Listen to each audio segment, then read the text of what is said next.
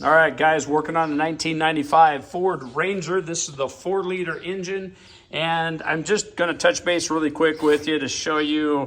I found a little bit of a better deal on the gaskets that you put in here.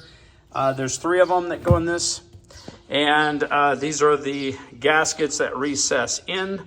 Now, if you put in a 1995 Ford Ranger 4-liter, you're going to find the 3 gaskets that are needed for this plenum. This is on eBay or Amazon, and it's going to be right around about $40 to $50 for the 3.